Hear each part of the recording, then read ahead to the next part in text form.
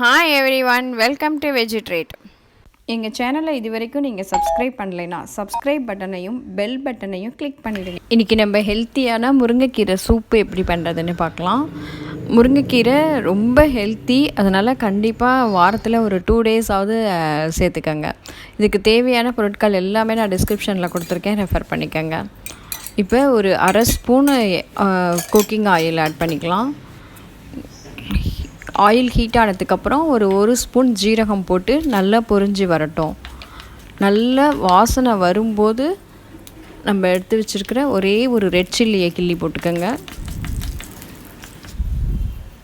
அதோடையே ஒரு சின்ன பீஸ் இஞ்சி லைட்டாக தட்டிட்டு போட்டிருக்கேன். அதே மாதிரி ஒரு 4-5 பல் பூண்டு, அதையும் அப்படியே க்ரஷ் பண்ணிவிட்டு இதில் ஆட் பண்ணிக்கலாம்.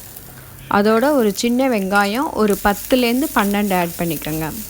நீங்கள் பெரிய வெங்காயம் ஆட் பண்ணாலும் நல்லா தான் இருக்கும். சின்ன வெங்காயம் ஆட் பண்ணும்போது இன்னும் ஹெல்த்தியாகவும் இருக்கும், டேஸ்ட்டும் நல்லாயிருக்கும்.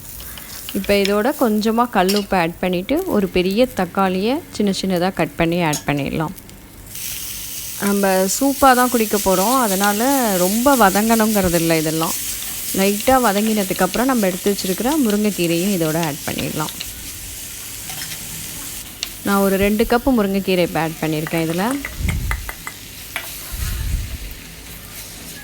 இப்போ இதில் நம்ம ஒரு 3 கப்பு வாட்டர் ஆட் பண்ணிக்கலாம்.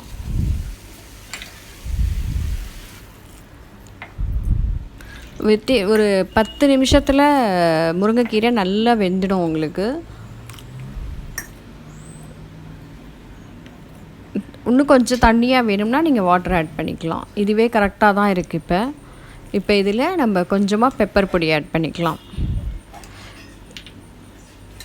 வேணும்னா நீங்கள் சூப்பாக குடிக்கும் போதும் சால்ட் அண்ட் பெப்பர் செக் பண்ணிவிட்டு ஆட் பண்ணிக்கோங்க. அவ்வளோதான், நம்மளோட முருங்கைக்கீரை சூப்பு ரெடி ஆயிடுச்சு.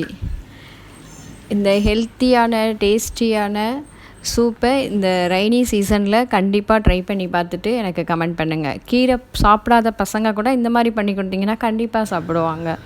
தேங்க்யூ, தேங்க்ஸ் ஃபார் வாட்சிங்.